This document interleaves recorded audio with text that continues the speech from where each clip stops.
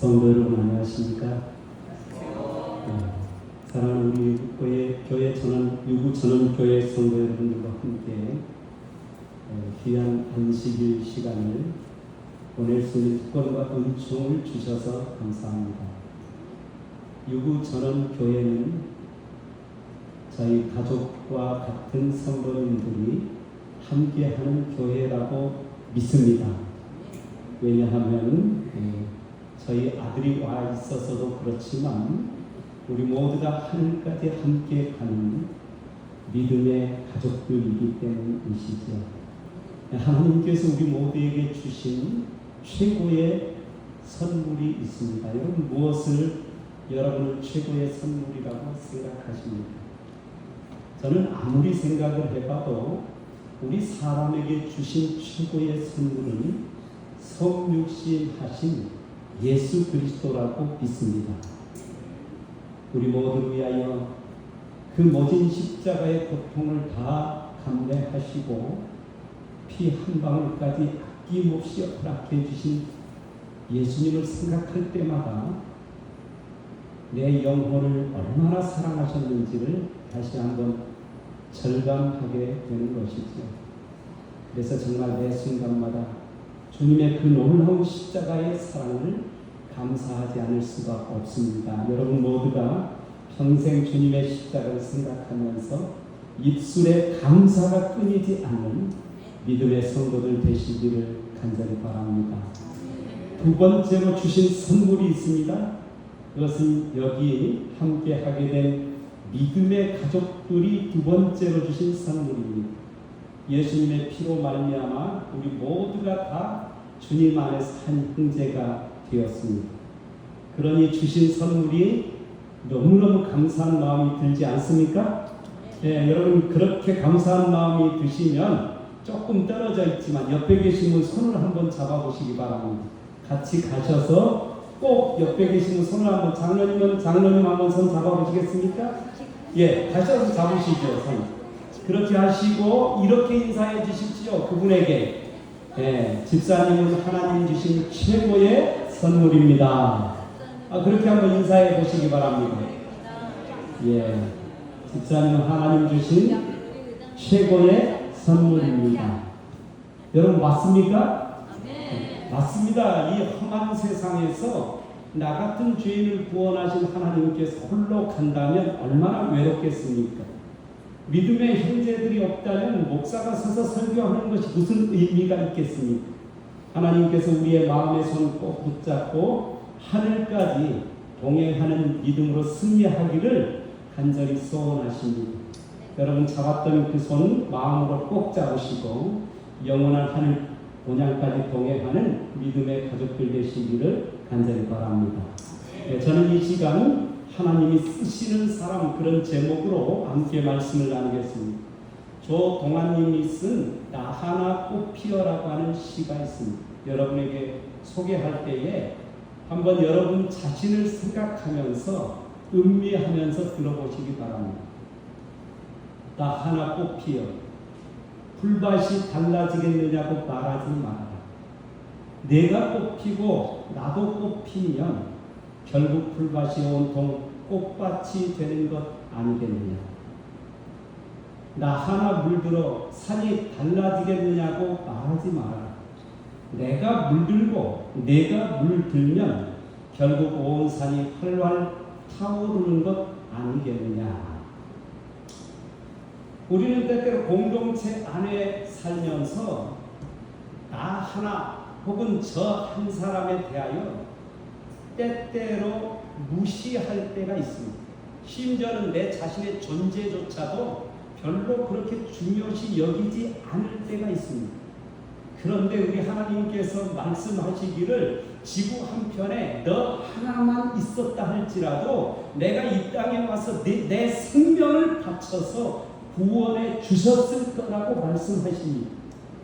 하나님께서 여러분과 저를 보실 때에 그렇게 존귀한 존재라고 하는 사실을 깨달을 때마다 나만 존귀한 것이 아니라 옆에 있는 형제 한 사람 한 사람이 예수 그리스도의 피와 바꾼 영원한 주님의 생명이 숨쉬고 있는 영원한 주님께서 주신 형제라고 하는 사실을 기억할 때에 얼마나 그 형제가 귀한 존재인지를 한순간도 잊지 않는 성도들 되시기를 간절히 바랍니다. 나 하나가 얼마나 주님 앞에 중요한지 다시 한번 인식하시고, 하나님, 그러니 내 영혼이 연약할지라도 나 하나 꽃피어서 여기 있는 많은 형제들의 가슴이 따뜻해질 수만 있다면, 웃을 수 있다면, 하나님의 영광을 드러낼 수만 있다면, 하나님 나로 하여금 비록 연약하지만 당신의 사랑의 꽃을 피우면서 살도록 도와달라고 간절히 기도하는 믿음의 성도들 되시기를 간절히 바랍니다. 그래서 저는 성경은 한 사람을 통한 하나님의 역사라고 말해도 틀린 말이 아닐 것입니다. 여러분과 제가 너무나도 잘 아는 요셉 한 사람이 말이죠, 세상 모든 사람들이 기근으로 죽음을 당하게 되었을 때에 오직 믿음으로 행했던 요셉 한 사람을 통하여 기근의 때에 모든 사람들이 죽을 위기의 순간에 그 모든 사람들의 생명을 살리는, 심지어는 나를 팔아 넘긴 형제들조차 살리는 위대한 믿음의 사명을 감당한 사람이 되었다라고 하는 사실입니다. 나 하나 꽃피어서 전 세계에 하나님의 생명의 꽃이 피도록 만들었던 이 역사가 오늘 여러분과 저를 통하여 일어나게 되시기를 간절히 바랍니다. 모세 한 사람, 그가 미디안 광야에서 준비되었을 때에 무려 200만 대군이 애굽의 노예에서 해방되는 거룩한 역사를 경험했던 것을 여러분과 저는 너무나도 잘 알고 있는 것입니다. 하나님, 그러니 저로 하여금 당신의 사랑의 꽃이 피도록 십자가의 사랑을 심장에 인식하는 믿음의 거룩한 백성 되게 하여 주시옵소서. 이 간절한 기도가 여러분과 저의 기도가 되시기를 간절히 바랍니다. 여러분의 엘리야 한 사람이 아방 치세의 그 우상 숭배로 온통 세상이 다 멸망받기 직전에 850일의 바알 선지자와 아세라 선지자를 완전히 다 물리치고 하나님의 사랑의 영광을 드러냈던 사람, 그 사람이 바로 엘리야였지 않습니까? 역사의 마지막 때에 유구 전원교회 성도 한 사람 한 사람을 부르신 하나님께서 그런 역사를 이루시려고 여전히 이 남은 교회, 세상 사람들이 알지 못한 진리를 알게 하시고 빛이 없는 그들에게 빛의 사명을 감당하게 하시려고 나를 부르셨다고 하는 이 놀라운 사명을 오늘 이 저녁 다시 한번 여러분 심장 속에 이식하는 역사가 일어나게 되시기 바랍니다. 나 하나 준비되면 하나님 역사의 마지막 사명을 마치게 되실 것입니다. 다니엘 한 사람 때문에 바벨론 포로로 끌려가고 이스라엘 나라가 망했는데 불구하고 AD 70년이 찾아 다시 돌아오게 만들어 주셨던 분은 하나님이셨습니다. 다니엘 한 사람 준비되니 하나님의 역사가 이루어지게 되었던 것입니다. 바울 한 사람 준비되니 세계를 세 바퀴씩 돌면서 날마다 영혼 구원의 역사를 이루고 가는 곳마다 교회를 설립하는 역사가 일어나게 되더라는 것입니다. 그러니 성도 여러분, 예수님을 통하여 진실로 거듭나게 되시기 바랍니다. 주님만이 내 영혼의 모든 것들을 사로잡아서 말하는 것이 예수님과 같고 생각하는 것이 예수님과 같고 사람을 대하는 것이 예수님처럼 대하는 진실한 주님의 사람이 되시기를 간절히 바랍니다. 인간 예수로 이 땅에 오셨던 그 주님의 십자가의 사랑과 헌신과 희생 때문에 온 인류가 구원받는 역사가 일어나게 되었던 것입니다. 사랑하는 성도 여러분, 여기 앉아있는 이 어린 아이조차도 주님의 십자가의 사랑과 바꾼 위대한 하나님의 역사를 감당해야 될 인물이라고 하는 사실을 기억하시고, 여러분 만날 때마다 머리 쓰다듬어주고 사랑으로 용기 주고, 그래서 우리 저 어린 아이가 역사 속에 이 교회의 큰 기둥으로 장성해 가도록 하는 일은 여러분과 저의 몫이라는 사실을 기억하게 되시기 바랍니다. 여러분 그렇게 생각한다면 비록 여기 20여 명의 성도가 모여 있지만 나 하나 뽑히게 되면 나를 통해서 선지자가 약속하기를 한 명의 괘씸한 영혼이 있는 곳에 100명의 영혼이 있게 하겠다고 하신 그 놀라운 섭리가 이루어지게 될 것입니다. 하나님 내 죽기 전에 우리 교회가 100명의 영혼으로 가득 차는 역사를 이루어 주시옵소서. 여러분 그렇게 되기를 소원하지 않습니까? 그렇게 되기를 간절히 소원하신다면 오늘 이 저녁 예수 그리스도의 십자가 앞에 나아가 완전히 여러분 자아가 깨어지는, 그래서 주님께서 마음 놓고 사용할 만한 진실한 그리스도인으로 거듭나는 역사를 경험하게 되시기를 간절히 바랍니다. 준비된 한 사람을 통하여 역사를 이끌어 가시는 분, 그분이 하나님이십니다. 여러분 그러므로 아이고 우리 교회 뭐 몇 명, 10,000명, 1,000명 혹은 10,000명 혹은 10만 명도 안 된다던데 여러분 이런 거 걱정 하나도 안 해도 됩니다. 왜 그럴까요? 하나님의 거룩한 사업, 당신의 전능하신 능력을 지금까지 이루어 왔기 때문에 여러분 믿으십니까? 그걸 여러분 믿는다면 오늘 저녁 다시 한번 하나님 제가 마치 보리떡 5개와 물고기 2마리가 예수님 손에 올려지는 것처럼 주님의 손에 올려지는 진실한 그리스도인 되게 하시옵소서. 여러분 그렇게 간절히 기도하는 믿음의 성도들 되시기를 간절히 바랍니다.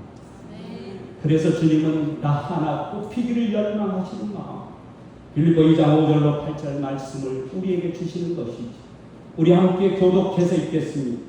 너희 안에 이 마음을 품으라. 곧 그리스도 예수의 마음입니다. 그는 근본 하나님의 본체시나 하나님과 동등됨을 취할 것으로 여기지 아니하시고 오히려 자기를 비워 종의 형체를 가지사 사람들과 같이 되셨고 사람의 모양으로 나타나사 자기를 낮추시고 죽기까지 복종하셨으니 곧 십자가에 죽으시라. 아멘. 하나님께서 쓰시는 사람은 과연 어떤 사람입니까? 오늘 우리 주님께서 우리 모두에게 말씀하십니다. 그리스도 예수의 마음을 품는 사람, 죽기까지 복종하셨습니다. 십자가에서 완전히 자신이 죽는 사람, 겸손과 온유의 사람, 그 사람이 쓰임 받을 사람이고 쓰임 받는 사람이라고 말씀하시죠. 여러분 기억하십시오. 하나님이 쓰시는 사람은 진짜 겸손이 무엇인지를 깨달은 사람을 마음껏 쓰십니다. 주님께서 진짜 겸손이 무엇인지를 깨달은 사람, 산상복 28페이지에서 말합니다. 주님의 태도에는 조그마한 편협심이나 냉혹한 흔적도 없으셨다. 냉혹하다는 말이 무슨 말인지 아시죠? 사람에 대하여 어떻게 하는 겁니까? 아주 냉정하게 대하는 거예요.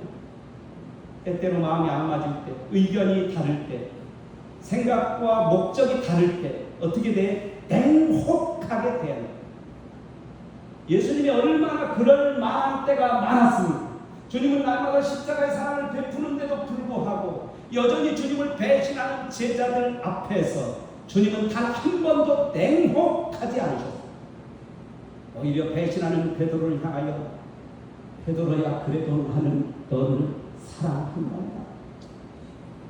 여러분 그 사람이 겟세마네 동산에 가서 통곡하는 역사를 부르는 위대한 하나님의 사랑의 증거였다는 사실. 구주께서는 천사보다 위대한 품성을 가지셨습니다. 또한 그분은 신성한 위엄을 가지신 동시에 사람을 자기에게로 이끄는 온유와 겸손을 지니셨다. 사람들을, 믿지 않는 사람들을, 믿음의 형제들을, 때때로 나를 향하여 반대하는 사람들을 이끌어 드리는 역사의 중심 속에는 온유와 겸손한 마음이 있었다라는 거죠. 하나님께서 쓰시는 사람의 가장 강력한 표식은 온유와 겸손이라고 했습니다. 온유와 겸손인 것입니다. 고린도서 1장 27과 29절에서 하나님 쓰시는 사람을 더 구체적으로 이렇게 말씀하셨습니다. 우리 함께 읽어볼까요? 시작. 그러나 하나님께서 세상에 미련한 것들을 택하사 지혜 있는 자들을 부끄럽게 하려 하시고 세상에 약한 것들을 택하사 강한 것들을 부끄럽게 하려 하십니다. 하나님께서는 세상에 처한 것들과 멸시받는 것들과 없는 것들을 택하사 있는 것들을 폐하려 하시나니 이는 아무 육체라도 하나님 앞에서 자랑하지 못하게 하려 하시니라. 아멘. 하나님이 쓰시는 사람은 놀랍도록 미련한 사람을 쓴다는 것입니다. 여러분, 안식일을 해질 때부터 해질 때까지 고수하는 사람이 세상적으로 지혜로운 사람입니까? 미련한 사람입니까? 여러분 한번 생각해 보세요. 미련하기 짝이 없습니다. 그런데 어느 날, 어떤 날 갑자기 이웃집에서 이렇게 말합니다. 뭐라고 이야기할까요? 자, 지금까지는 난품 10만 원인데 30만 원 줄 테니 이번 한 주일만 와서 좀 일해 주세요. 그러면 지혜가 있는 사람은 뭐라고 이야기할까요? 예, 그래야지요. 당연히 한 번만인데. 그래서 만약 안 는다고 하면 아유 저런 미련 곰탱이가 있나, 뭐 교회 가면 밥 먹여주나 떡 먹여주나, 아니 세상에 어떻게 저렇게 행동을 하나. 그런데 놀랍게도 하나님은 뭐라고 이야기한다고요? 미련할 정도로 하나님 말씀대로 살아가는 사람을 쓴다는 거예요. 오늘 여러분과 제가 제7의 안식일 예수 재림교회로 살아가는 이유가 뭡니까? 오늘 이 시간에 이 사람도 별로 많지도 않은 유구 전원교회 총교회에 온 이유가 뭡니까? 그 유일한 이유는 하나님의 말씀의 진리 따라온 것 아닙니까? 미련한 사람 쓰신다는 겁니다. 약한 사람을 쓰신다는 거예요. 비천한 사람을 쓰신다는 겁니다. 멸시받는 사람을 쓰신다는 거예요. 그래서 여러분 때때로 저 제7의 안식일 예수 재림교회 다닙니다. 아, 이단교회네, 멸시받아요. 받으시기 바랍니다. 받으시고 그럼에도 불구하고 나가야 되는 이유를 여러분의 언어와 행실을 통하여 증거하게 되시기 바랍니다. 역시 말씀대로 사는 사람은 다르구나. 여러분, 그가 바로 멸시받는 사람을 쓰시는 하나님의 역사라는 사실이죠. 아무것도 없는 사람을 쓰신다는 것입니다.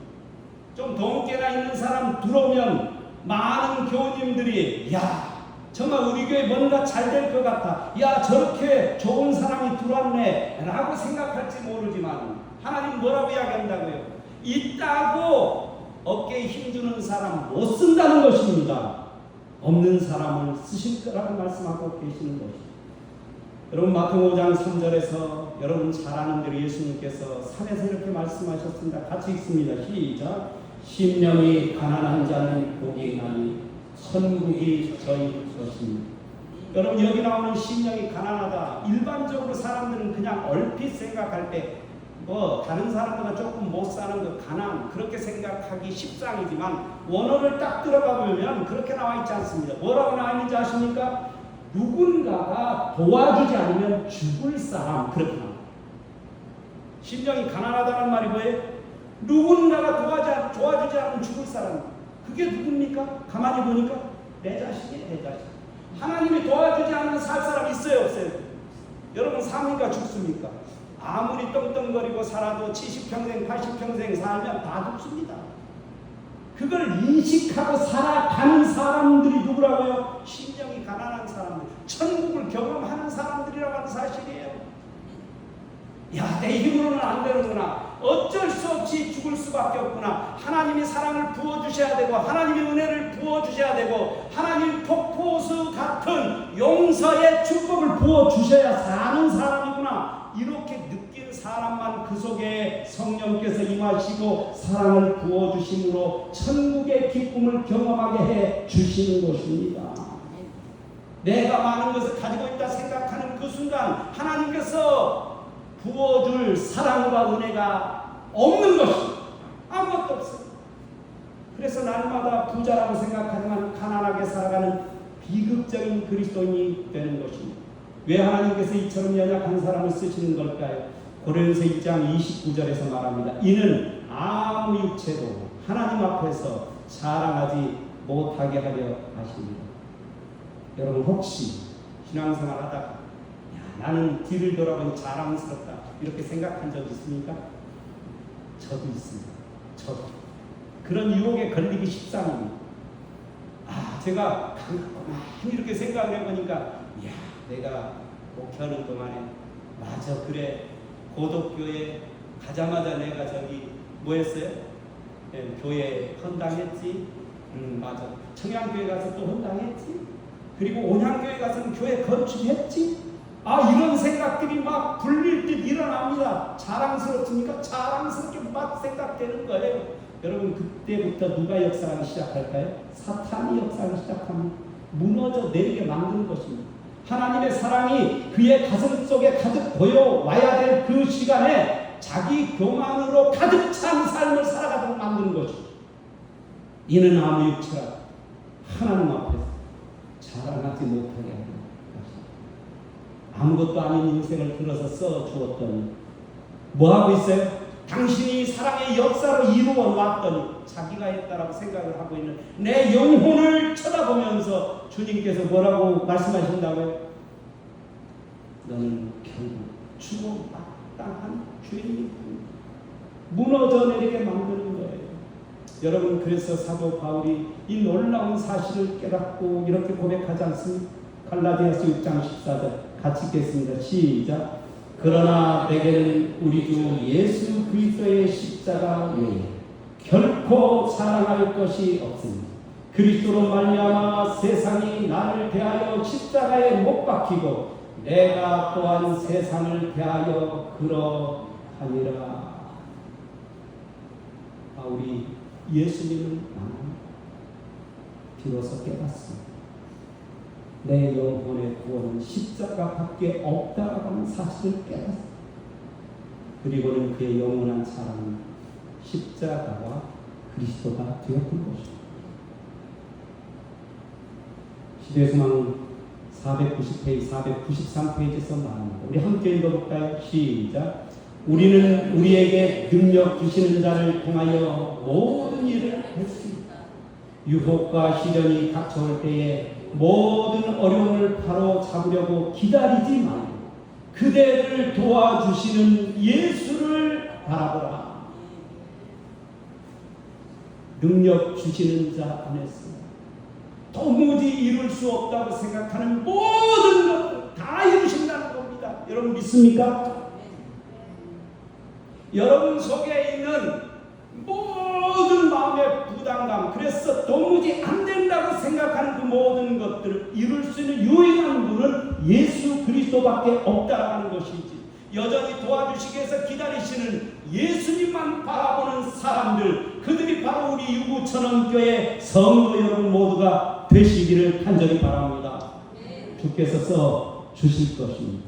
사도 바울이 예수님 만나기 전에 이런 착각을 하죠. 빌립보 3장 5절 나는 8일 만에 할례를 받고 이스라엘 족속이요 베냐민 지파요 히브리인 중에 히브리인이요 율법으로는 바리새인이요. 사도행전 20장 3절 나는 가말리엘의 문화생이고 그리고 하나님에 대해서는 열심히 있는 자고 율법에 대하여는 엄한 교육을 받은 자라. 아주 자랑스럽게 생각하면서 살아갔던 그의 자랑스러움의 덕목들입니다. 내가 선택받은 백성이다. 나는 베냐민 지파는 왕족 중의 왕족이다. 율법으로는 바리새인이다. 여러분 지금인가 바리새인들이 욕먹고 있지요. 옛날에는요 모든 사람들이 공모했습니다. 왜 그랬을까요? 여러분 하루 3번씩 기도합니다. 장터에서 식들 법적할 때에도요 12시가 딱 되잖아요. 그분들은 그 자리에 딱 무릎을 꿇고 오래도록 기도합니다. 여러분 그러니 사람들이 바리새인들 쳐다보면 존경스럽까요? 존경스러울 수밖에 없었습니다. 여러분. 얼마나 자랑스럽습니까? 야 나는 이렇게 믿음이 좋은 사람이야 하면서 외쳤어요. 그게 바울의 착각입니다.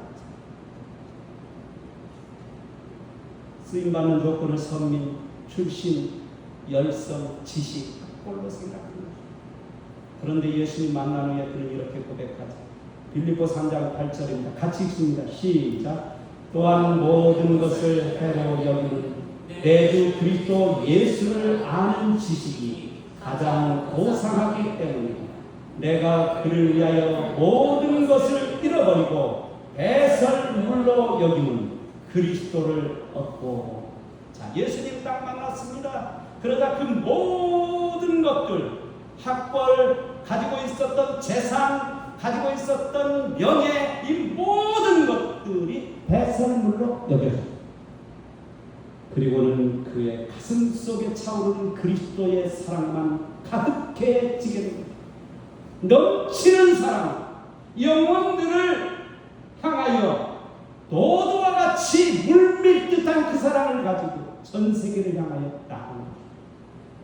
그럼 그런 놀라운 역사를 비록 우리가 전 세계를 향하여 가지 못한다 할지라도 우리 가정에서, 우리 교회에서, 우리 동네에서 그런 역사를 이루어야 되지 않겠습니까?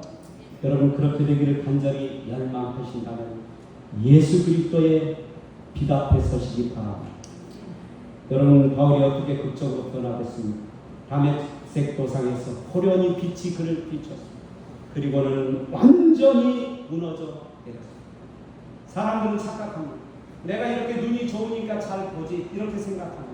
그래서 실제로 내 마음의 눈이 잘 본다고 생각해서 사람도 판단하고 또 이런저런 이야기도 생각도 하고 하는 것이죠. 그런데 여러분, 눈이 좋기 때문에 볼 수 있는 것이 결코 아니라고 하는 사실을 불만 끄면 그 순간에 깨닫고 하는 것이죠. 빛이 들어와야 비로소 바르게 볼 수가 있는 것이죠. 여러분, 왜 우리가 바르게 판단하지 못합니까? 왜 우리가 때때로 사람과의 관계가 헝클어집니까? 그 유일한 이유는 빛이 없기 때문이라고 하는 사실입니다. 내가 보는 사람은, 내가 보는 환경은, 내가 보는 세상은 말이죠, 내 식대로 보게 되어 있습니다. 굴절될 수밖에 없습니다. 죄 가운데 노출되어 있기 때문에. 그러나 빛이 들어올 때 비로소 모든 사람들이 사랑으로 보여지기 시작합니다. 구원받아서 영원한 하늘에서 함께 살 사람들로 느껴지는 것입니다. 여러분의 동네에 나를 그토록 괴롭히는 그 사람조차도 마저 저 사람을 위해서 주님께서 십자가에 돌아가셨지, 그래 내가 저 영혼에게 그리스도의 사랑의 빛을 선물하라고 나를 이 동네에 있게 한 것이지, 하나님, 제가 지금부터 저 사람이 어떤 행동을 하더라도 주님의 사랑의 빛만을 드러낼 수 있는 힘을 주시옵소서. 여러분, 바울은 그렇게 변화된 것입니다. 그래서 빛을 보고 난 다음 그는 전혀 다른 사람으로 바뀌어지게 됩니다. 오호라, 나는 곤고한 사람, 이 사망의 몸에서 누가 나를 건져내겠느냐. 미쁘다 모든 사람이 받을 만한 이 말이요, 그리스도 예수께서 죄인을 구원하시려고 세상에 임하셨다 하였도다. 죄인 중에 내가 되겠습니다. 여러분, 이것은 바울이 예수님 만나자마자 처음에 있었던 사건이 아니라 세계를 세 바퀴씩 돌면서 하나님의 영광을 드러내고 영혼을 구원하고 교회들을 설립하고 이런 놀라운 역사를 이루어가는 가운데 느꼈던 마음이 바로 죄인 중에 내가 괴수라고 느꼈습니다.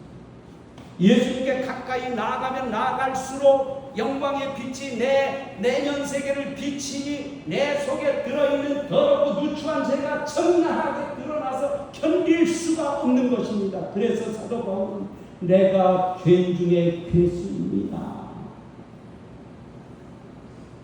여러분, 이렇게 된 사람이 누구를 향해서 어떤 말을 할 수 있겠습니까? 그래서 빚진 자의 심정은 모든 영혼들을 주님께로 이끄는 사명을 위하여 목숨 걸고 헌신하게 되었습니다. 기록된 바 위는 없나니 하나도 없습니다. 그들의 목구멍은 열린 목구멍입니다. 제가 하는 말들을 생각해봅니다. 그리고 지금까지 뱉어놓았던 말들을 생각해봅니다. 그야말로 그들의 목구멍은 열린 무덤이라는 말이 실감이 나고 하는 것입니다. 그 발은 피 흘리는 데 빠져 있습니다. 여러분, 예수를 만나면 나라고는 존재가 이런 존재라고 하는 사실에 대하여 절감하게 됩니다. 그래서 가슴을 치고 겟세마네 동산에 가서 통곡할 수밖에 없는 죄인이 되는 것입니다. 그리고 난 다음부터는 베드로가 어떻게 삽니까? 여러분 아시는 것입니다. 거꾸로 못 박아 죽어 편한 존재입니다 하면서 살지 않습니까? 제가 언젠가 인터넷에서 이런 글을 보았습니다. 내가 알게 된 참 겸손. 책을 읽다가 겸손은 땅이다라는 대목에 눈길이 멈췄습니다. 겸손이 뭐래요? 땅이라고요. 땅. 겸손은 땅처럼 낮고 밟히고 쓰레기까지 받아들이면서 그곳에서 생명을 일으키고 풍성하게 자라 열매 맺게 한다는 것이었습니다. 더 놀란 것은 그동안 내가 생각하는 겸손에 대한 부끄러움이었습니다. 나는 겸손을 내 몸 높이로 보았습니다. 위쪽이 아닌 내 발만큼만 낮아지는 것이었습니다. 그런데 겸손은 그게 아니었습니다. 내 발이 아니라 그 아래로 더 내려가는 것이었습니다. 그러므로 밟히고 눌리고 다져지고 아픈 것이 겸손입니다. 그 밟힘과 아픔과의 경험 속에서 나는 쓰러진 채 침묵하지만 남이 탄생하고 자라 열매 맺는 것이었습니다. 겸손은 나무도 물도 바람도 아닌 땅이었습니다. 여러분, 겸손은 땅이라고 인식한 이 사람의 이 고백은 사실은 그냥 그 사람만의 고백이 아니라 여러분과 저의 고백이기도 한 것입니다. 여러분과 제가 어디에서 취한 바 되었다고요? 진토, 흙에서 취한 바 되었습니다. 아무것도 아닙니다. 그 흙을 사람으로 빚어서 하나님께서 그 코에 생기를 불어넣어서 사람 만들었습니다. 그런데 죄가 들어오면서 결국 우리는 어디로 돌아갑니까? 흙으로 돌아갑니다. 그래서 여러분과 제가 진정한 의미의 겸손이란 흙덩어리에 불과하다는 존재를 인식하는 것이 바로 겸손이라고 하는 사실. 근데 놀랍게도요, 내가 그렇게 흙이라고 생각하는 순간 여기 이 글을 쓴 사람이 고백한 것처럼 그 속에 그 어떤 것이 들어와도 말이죠, 생명의 싹을 틔워서 열매를 맺게 한다는 것입니다. 여러분, 흙이 소리 지르는 거 봤습니까? 왜 내 이 흙 속에다 내 그걸 거기다 집어넣어 이런 얘기 하는 소리 들어봤습니까? 농사 짓는 분들. 예. 심지어는 어떤 때는 뭐도 묻어요. 제가 동화동교에 있을 때 거기 조그마한 체전이 하나 있어가지고 쓰레기 버리는 게 너무 저까지 가서 보여서 거기다 묻어보는 거 해봤어요. 근데 놀랍게도 정말 한 1개월 정도 지나잖아요. 묻고 나서 어디로 갔는지 없어져요. 요만큼씩 묻으면 금방 없어져요. 쓰레기가 들어와도 어떻게 그 흙은 다 감싸 안고 완전히 거금덩어리로 만들어버립니다. 그리고는 거기에 생명의 씨앗이 들여 만들어서 열매를 맺게 하는 것이 흙이에요. 그게 겸손이라고 말씀하십니다. 진토임을 기억해야 할지니라. 여러분과 제가 대단한 일을 하고 있는 것 같지만, 저 역시 합회장으로 대단한 거 하고 있는 것 같지만 우스운 겁니다, 사실. 왜요? 어차피 흙으로 돌아갈 존재인 게 뻔해요. 그래서 매 순간마다 하나님 앞에 기도합니다. 저 합회장이라고 하는 칭호 때문에 사는 사람이 아니라 진토임을, 흙이라고 하는 사실을 인식한 믿음 때문에 사는 사람이 되도록 하게 해달라고 날마다 기도합니다. 그렇습니다. 여러분과 제가 진토입니다. 그것을 뼛속 깊이 주님의 빛의 앞에 가서 깨달은 사람, 그들을 우리 하나님께서 주시는 것입니다. 시대소망 649페이지에서 그래서 말하는 거 우리 함께 읽어볼까요? 시작. 유일의 위대함은 겸손의 위대함이다. 유일의 영예는 다른 사람을 헌신적으로 봉사하면서 찾을 수 있다. 여러분, 유일의 위대함, 겸손인 것입니다. 유일의 영예는 뭐라고요? 다른 사람을 위하여 기도하고 사랑 베풀고 나누어주고 때때로 용서해주고, 그것이 영예라고 하는 거예요. 그리스도인의 최고의 영예입니다. 내 자존심이 좀 상해도 또 때때로 내 기분이 좀 상해도 하나님 나를 통해서 저 영혼이 살 수만 있다면, 저 영혼이 소생할 수만 있다면, 저 영혼이 저렇게 해서 용서받고 구원받을 수만 있다면 하나님 저하여금 희생의 그 자리, 헌신의 그 자리로 나아갈 수 있는 위대한 믿음을 허락해 주시옵소서. 그럼 이것이 오늘 여러분과 저의 하나님께 향한 진정한 신앙 고백이어야 되지 않겠습니까? 바울이 고백했습니다. 데살로니가서 2장 19절 우리의 소망이나 기쁨이나 자랑의 면류관이 무엇이냐? 그가 강림하실 때 우리 주 예수 앞에 너희가 여러분 사도 바울은요 옆에 있는 형제들을 바라보면서 내 면류관은 바로 형제님이에요. 우리 자매님입니다. 예수님 앞에 그렇게 될 거라고 고백했습니다.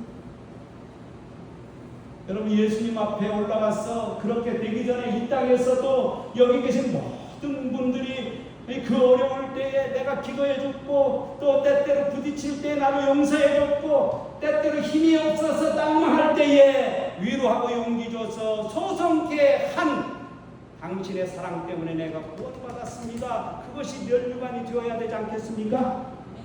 겸손한 사람만 그 역사를 이루어 가는 것입니다. 여러분 여기 한 사진을 제가 띄웠습니다.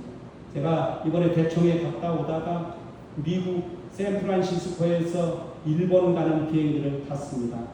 거기까지 무려 14시간을 타고 비행기로 왔습니다. 근데 이 14시간 동안 대부분의 사람들은 무엇 할까요? 경험해 보신 분들 아시죠? 자, 14시간 동안 뭐 합니까? 말씀 한번 해보세요. 서 있습니까? 앉아 있습니까? 그냥 잡니까? 예, 경험해 보셨잖아요. 뭐 하셨습니까? 예, 잤죠. 저도 잡니다. 예, 다 잤어요. 그런데 저는 앞에 와서 또 일해야 되기 때문에 제가 일부러 잠을 한숨도 안 잤습니다. 아주 끈덕지게 안 자고 있었어요. 그랬더니 제 눈앞에 보여줬던 사진이 이 사진이에요. 그래서 일부러 찍었어요. 저기 한번 보세요. 누가 서 있어요? 한 젊은이가 서 있는데 이렇게 안고 있는 사람인데 아기예요. 아기. 여러분 14시간 동안은요 저 아버지가요, 젊은 아버지가 저 아이를 안고 한순간도 자지 않고 저렇게 하고 있습니다. 왜 그랬는지 아세요? 아기가 울까봐. 그래서 피해줄까봐. 아이를 위해서 앉았다 일어났다 앉았다 일어났다 올렸다 이쪽으로 왔다가 저쪽으로 갔다가 나중에 보니까 그게 너무 기특하게 느껴졌는지 승무원이 말이죠 와가지고 저한테 애기 좀 한번 줘보세요. 그랬더니 막 아이고 힘든데 아이고 어떻게 이렇게 하고 막 얘기를 하고 있더라고요. 14시간 동안 아빠의 희생과 헌신을 누가 잘해요? 저 아이가 잘하는 거죠. 사람답게 인생을 살아가는 거죠. 아빠의 보람과 기쁨은 그래서 누구예요? 바로 자녀지. 제가 우리 전영준 목사 보면 그런 생각 들까요? 아빠의 기쁨과 자랑이고 행복입니까? 그렇지 않습니까? 여러분 다 그렇지 않습니까? 모든 것을 다 투자, 모든 것을 헌신했는데 아깝다고 느껴야 안 느껴요? 하나도 아깝다고 느껴요. 이분이 말이죠. 나 아주 고생했다. 나 아주 너 때문에 아주 징글징글하게 힘들었다. 다 자는데 나만 말이 있어가지고 그게 뭐냐? 이렇게 합니까? 아예 안 해요. 그렇게. 여러분 그렇게 하지 않잖아요. 뭐라고 이야기하는지 아세요? 야, 그래도 내가 비행기에서 너를 안고 있을 때 참 행복했다. 네가 그래도 거기서 울지도 않고 아빠 품에서 새근새근 웃기도 하고 그러는 모습 보면서 나는 너무 행복했다. 14시간 동안. 그렇지 않습니까? 성경은 그렇잖아요. 그런데 때때로 인간 아버지는요 졸기도 합니다. 주무시기도 해요. 그런데 우리 하나님께서는 졸아야 안 졸아요? 성경에 나오잖아요. 졸지도 않으시고 주무시지도 않으시고 날마다 보호하시고 날마다 지켜주시고 날마다 사랑 보고 얻으시고 70번씩 7번이라도 용서해 주시고 죽기까지 사랑하시고 안 될 때는 뭐라고 이야기하신다고요? 여러분 예수님께서 마지막 기도를 기억하십시오. 저는 이 기도를 날마다 기억합니다. 뭐라고 기도하셨어요? 주여 저들의 죄를 사하여 주옵소서. 저들이 하는 것을 알지 못합니다. 나를 찌르는 자들을 향하여 저들의 죄를 용서하소서. 저들이 하는 것을 알지 못합니다. 여러분, 그 큰 사랑이 우리를 지금도 목사 놓고 타게 하고요. 장로님, 집사님 되셔서 이렇게 살도록 하신 것 아니겠습니까? 그러니 그 크신 사랑과 은혜를 기억하면서 하나님처럼 하여금 저도 하나님 마음으로 살도록 도와주시옵소서. 시대송왕 19페이지에서 그래서 선자가 이렇게 말합니다. 우리 함께 읽겠습니다. 시작. 예수 그리스도의 얼굴에서 비치는 영광은 자 희생적 사랑의 영광임이 드러날 것이다. 갈바리에서 비쳐나오는 빛으로 볼 때 자아를 부정하는 사랑의 법칙이 이 세상과 하늘의 생명의 법칙임이 드러날 것이다. 이 세상 법칙이 뭐라고요? 이 세상 법칙, 그것은 바로 자아를 부정하는 사랑의 법칙이요. 내가 죽어서 당신이 살 수 있으면 하나님 저는 그 길을 선택합니다. 이것이 이 땅의 법칙, 하늘의 법칙이어야 된다라고 말씀하십니다. 우리 유구 전원교회 성도들을 통하여 그 역사를 이루시려고 우리를 부르셨음을 믿게 되시기를 간절히 바랍니다. 그럼에도 불구하고 살다 보면 어떤 날이 옵니까? 그리스도인으로서 너무 힘들다고 느낄 때가 찾아오는 것입니다. 여러분 경험해 보셨죠? 저도 경험했습니다. 목사하면서 어느 순간에 이런 생각이 들 때가 있어요. 하나님, 제가 사명 때문에 나오긴 나왔는데요. 저는 힘들어서 더 이상 하고 싶지 않습니다. 아유, 목사님, 이번 연도는 저 직분 빼주세요. 너무 힘이 듭니다. 저도 그래서 더군다나 제가 어떤 장로님 보면 신경을 하면은 더 그런 생각이 들었어요. 아우, 하나님 제발 좀 저 이제 그만 내려놓고 싶어요. 그런데 하나님께서 감사하게도 기도하게 하는 목사를 만들어서 새벽에 나가가지고 이제 그 생각하다가 잠들었는데 무릎을 꿇고 기도를 드리는데 하나님이 갑자기 저한테 이렇게 말씀하시더라고요. 야, 너 왜 그렇게 힘든지 아니? 글쎄 뭐 힘든 이유는 참 장로님 집사님들 날 힘들게 하니까 그러죠. 그렇게 생각을 하고 있는데 주님이 이렇게 말씀하시더라고요. 내 사이에 힘을 주니까 힘든 거야. 네가 만약에 장로님이 그렇게 말씀하실 때 힘을 쫙 빼고 장로님 제가 부족해서 장로님 마음을 많이 힘들게 하면 죄송합니다. 이렇게 하면 그 장로님이 그래요 앞으로 정신 차리세요 이렇게 말할 것 같아요. 예? 제가 실제로 해봤어요. 어느 날인가 그런 일이 있어서 장로님 정말 제가 죄송합니다. 미처 헤아리지 못했습니다. 그랬더니 장로님 이렇게 말씀을 갑자기 아유 목사님 저도 잘하는 거 하나도 없습니다. 딱 그렇게 그때 비로소 알았어요. 왜 힘든지 목사하면서 왜 힘든지 알았어요. 힘을 막 주니까 상대방이 어떻게 그 힘에 못 이겨가지고 그쪽에서 힘을 줍니다.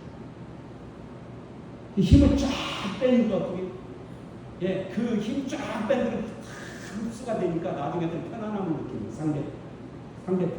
그래서 어떻게 하는가? 사랑을 고백하고.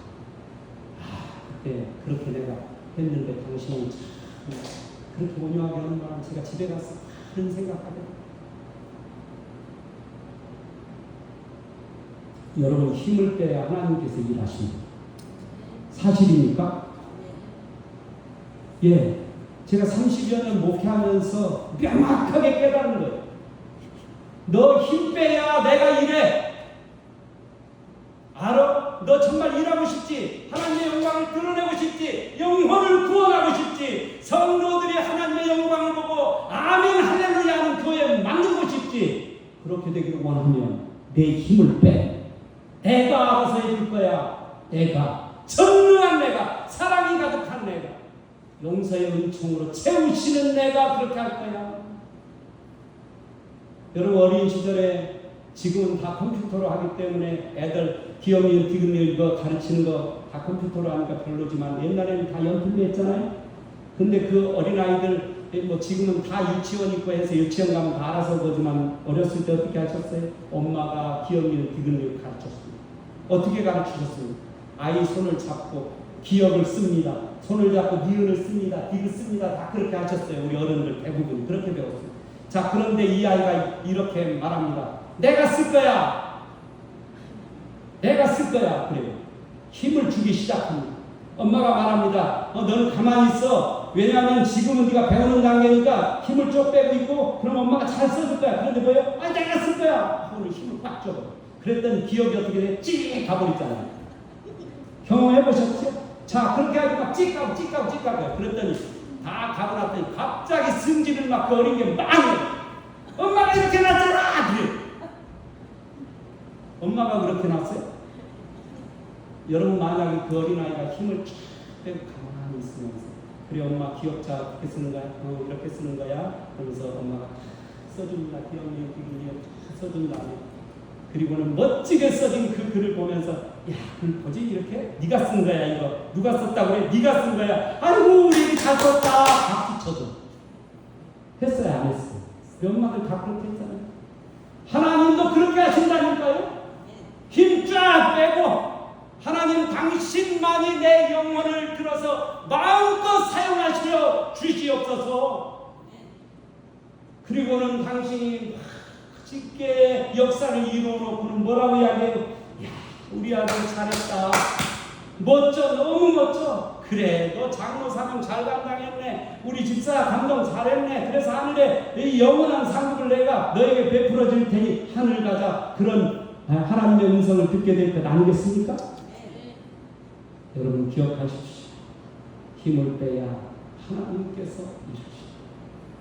따라서 해볼까요? 힘을 빼야 하나님께서 일하신다.